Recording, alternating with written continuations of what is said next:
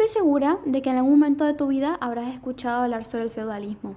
Sin embargo, te voy a mencionar una obra que seguramente has leído aunque sea una vez, El Cantar de Mio Cid. ¿Te acuerdas de este cantar de gesta que nos relataba las hazañas heroicas de un caballero castellano llamado Rodrigo Díaz de Vivar? Ay, sí, yo sí, porque la tuve que leer 1000 veces para poder entender qué decía. Pero bueno, eso no va al caso. Esta obra te permitirá adentrarte en el tema y entender un poco más las relaciones que se establecen dentro de este sistema. Así que ahora, sin más preámbulos, comencemos. El feudalismo fue una organización económica, política y social que comprendió todo el periodo denominado como Edad Media, desde el siglo IX hasta el siglo XV. Fue un sistema que estuvo basado en la descentralización del poder, en la fuerte influencia de la Iglesia y en las relaciones de vasallaje entre los señores feudales y los vasallos. Como se puede notar, los nobles eran la fuente principal del poder, que lo ejercían de manera autónoma e independiente. ¿Y cómo se vinculaban con el rey? Mediante relaciones de vasallaje. Su deber era la prestación del apoyo militar al mismo, y lo hacían a cambio de títulos y tierras. ¿Cómo se originó el feudalismo? Bien, el feudalismo tiene su origen con la caída del Imperio Romano de Occidente. Luego del fallecimiento de Carlomagno en el año 814, el poder del imperio disminuyó repentinamente y Europa quedó dividido en reinos débiles. Inicia así un periodo de inseguridad y violencia debido a las constantes invasiones de vikingos, magiares y sarracenos. En estas circunstancias nace el feudalismo, en el que el rey necesitaba a los nobles para que le ayuden a mantener el reino, y a cambio de eso el rey le concedía unas tierras. Esto provoca un nuevo sistema estamental que divide a la población en tres estamentos. En primer lugar tenemos a los nobles, que dentro de la nobleza podemos distinguir entre la clase alta y la clase baja. Luego tenemos al clero, que estaba formado por la iglesia, es decir, los obispos, abades, monjes y sacerdotes. Y por último tenemos al campesinado, que estaba formado por la mayoría de la población que vivía bajo condiciones muy duras. Habían campesinos libres, quienes eran propietarios de tierras y con ciertos derechos, y los siervos, que estaban sometidos al señor feudal.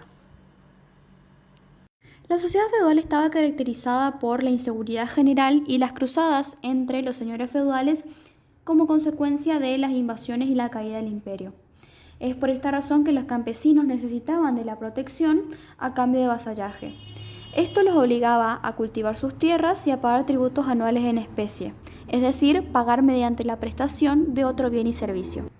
Cabe recalcar que esta sociedad estaba dividida mediante un sistema estamental, que dividía a los individuos en grupos o bloques según determinadas características que poseían similares. La población entonces estaba dividida en tres estamentos que seguían las órdenes del rey: la nobleza, el clero y los campesinos. Bien, vamos a hablar un poco sobre la economía del feudalismo. La economía de este sistema se basaba en la agricultura y la ganadería. Los cultivos principales eran los cereales, el trigo, el centeno, la avena, la cebada y también legumbres como habas y guisantes. Al principio, los rendimientos de la tierra se tornaron insuficientes para alimentar a los campesinos y a sus familias, y cubrir además al canón de obligado cumplimiento con el señor feudal. De los animales se utilizaba su fuerza de trabajo, como en el caso del buey o el caballo. El ganado más habitual eran ovejas, cebras, vacas, bueyes, caballos, gallinas o cerdos, y para su alimentación se utilizaban los pastos del feudo. La principal fuente de riqueza de la época era la propiedad de la tierra, de las cuales eran dueños los señores feudales. El feudalismo presentaba diversas características, como por ejemplo el vasallaje, que era la relación que se establecía entre un hombre libre, el vasallo, y otro hombre libre, el noble. El noble le brindaba protección y uso de sus tierras al vasallo, quien a cambio le brindaba libertad. A su vez podemos ver constantes guerras por el dominio del poder. Esto se debe a que el control de los territorios se obtenían mediante guerras y también a través de estas se conseguía la riqueza y el poder económico. De aquí nace la importancia de la figura del caballero en esta época. Por otro lado, la clase más baja debía pagar tributos al clero. Estos eran los diezmos. Y ya que hablamos del clero, cabe destacar que tenía más poder que el rey. El papa podía sancionar y destituirlo y a su vez tomaba las decisiones. Se creía que los reyes eran impuestos por Dios y a esto se le llamó derecho divino. Incluso la cultura era impuesta por la Iglesia. Se impuso el cristianismo a través del poder influyente de la Iglesia Católica. También solo ellos tenían derecho a diversos conocimientos culturales, los nobles solo podían instruirse militarmente y los siervos y campesinos eran analfabetos. Por último, se contaba con un sistema social cerrado, es decir, esto se reduce en una sola frase: si naces siervo, morís siervo. Había escasas posibilidades de movilidad de la clase social.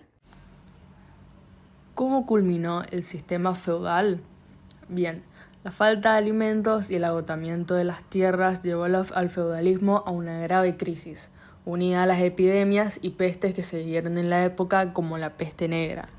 Las ciudades cobraron mayor importancia, el comercio generó riquezas y se fue diluyendo el modelo al permitirse el desarrollo económico. Las cruzadas fueron clave en el final político del sistema, aunque se dice que fue la adquisición de libertades por parte de las ciudades lo verdaderamente clave en su fin.